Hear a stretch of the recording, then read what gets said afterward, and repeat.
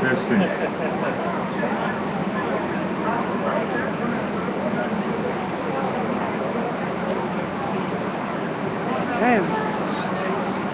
Testing, testing.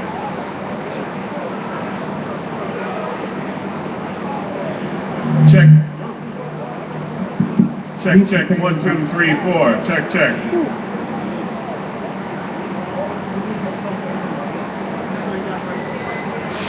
Check. 1, 2, 3, 4. Check, check. You good? You good? You're good.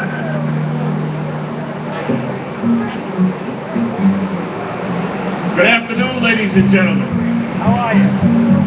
Welcome to a rally for public housing, its residents, and its workers.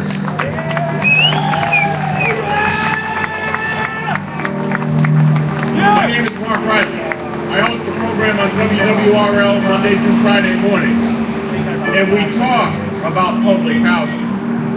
And let me start off by saying that I think everybody in this town, all 8 million of us, have somebody, if they're not living in public housing, they have family, they have relatives, they have people who have come up in public housing. And once upon a time in New York City, public housing was clean, public housing was safe, and public housing was affordable.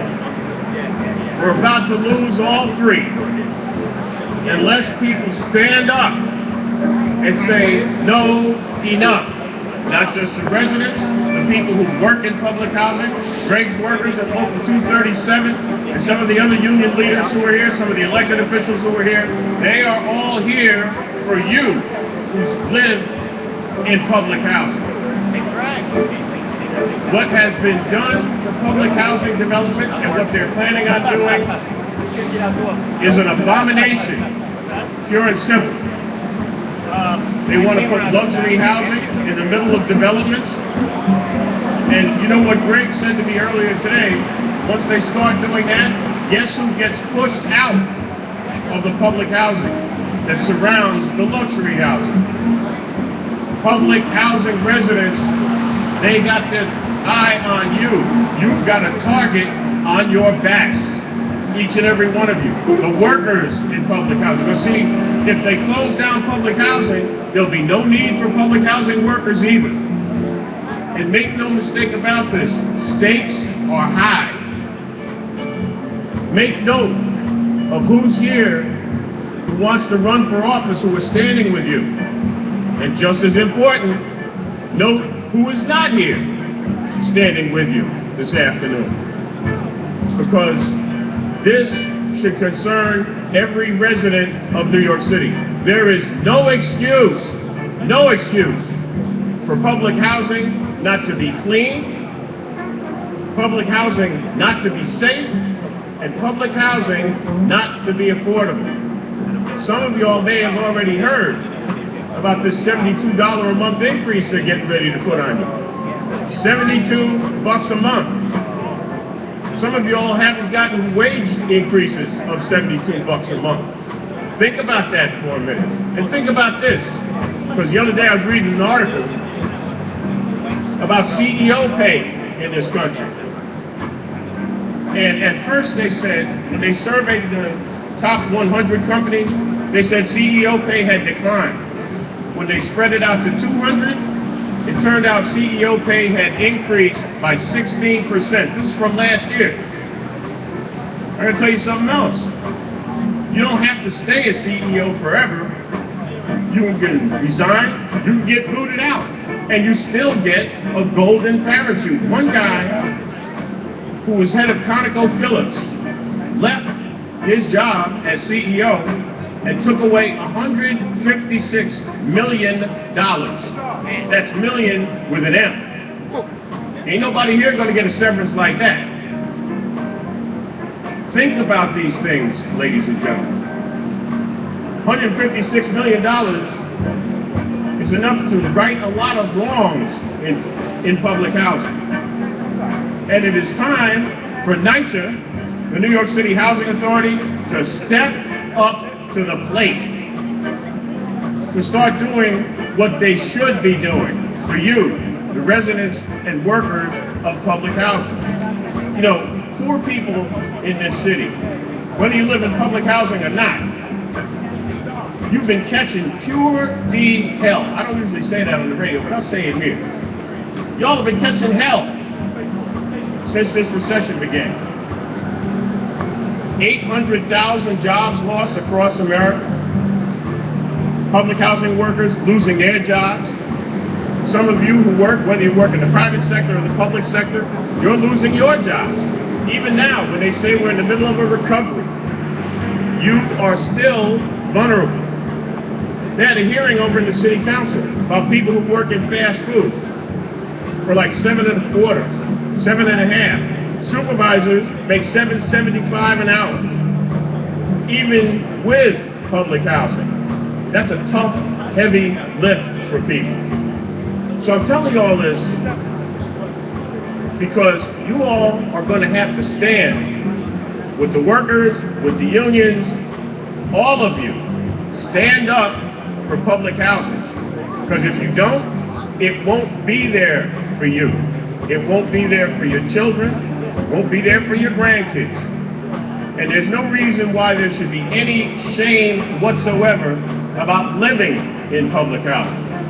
You know the stereotypes. You know what people whisper and say about public. Yeah, it's full of criminals, blah, blah, blah. It's all a load. They're talking about you, and you should not let them talk about you like that. We've got people who are here today to stand with you.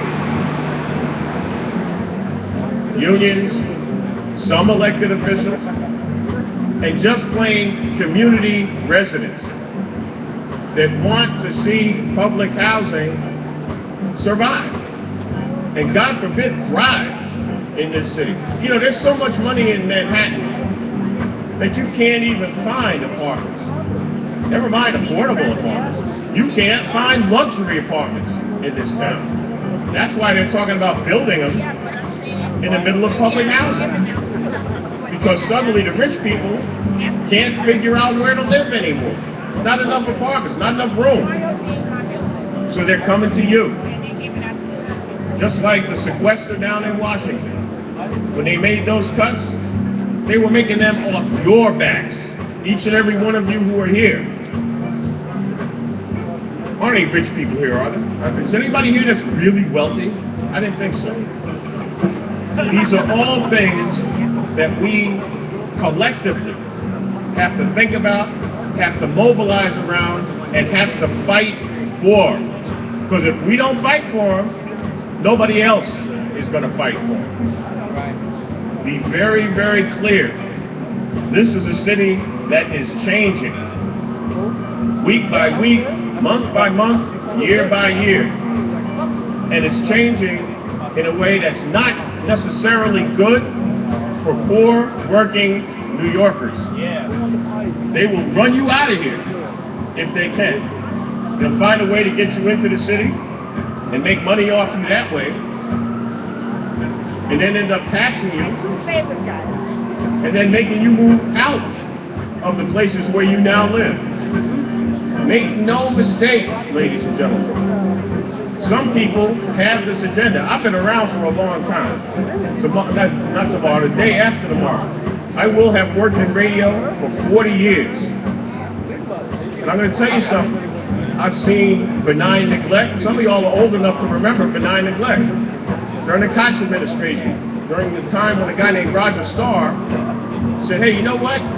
We need to start gradually withdrawing services from poor people. Said that New York is no longer a place where poor people can come and hope to succeed and hope to make life better for them and their children and their families. That was almost 40 years ago. Benign neglect. And now, what do we have? Benign neglect by another name.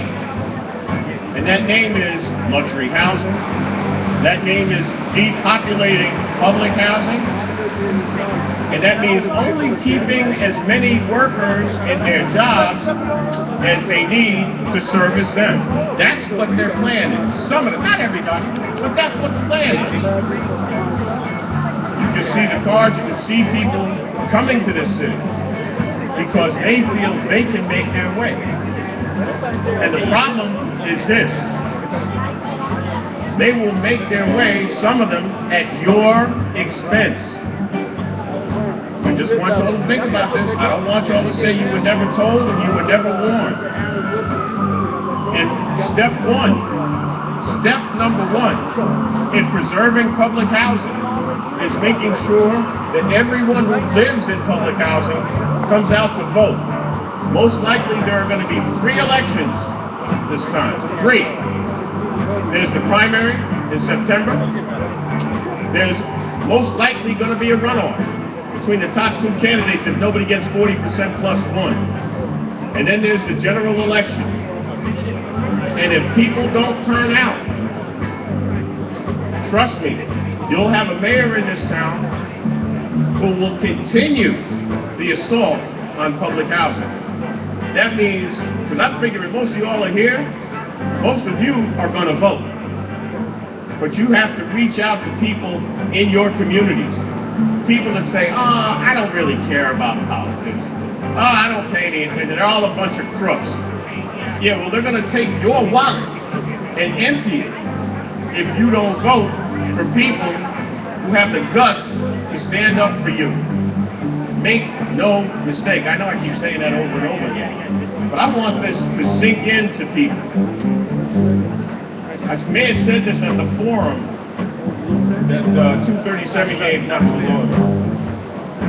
In the last election in 2009, the general election, only 26% of registered voters turned out. 26%. Now, if 50% had turned out, Mike Bloomberg might not still be mayor. But they didn't. Only 26%. 1.155 million people. Not enough. There should be 2 million people turning out for the general election. Minimum 2 million.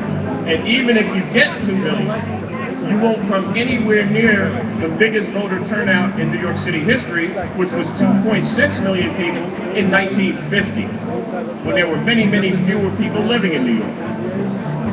I'm telling you now, your future, the future of public housing, depends on how seriously you take the vote, and after the election, how serious you are about holding elected officials accountable, so that you don't just see them when they're up for re-election again.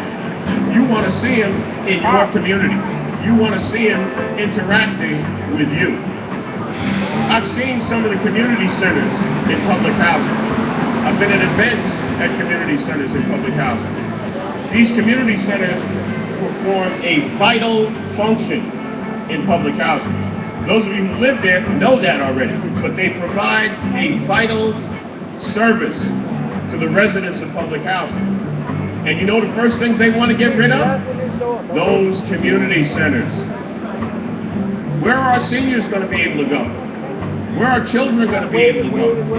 Where are people going to be able to go to hold small gatherings, events inside public housing? There will be nowhere,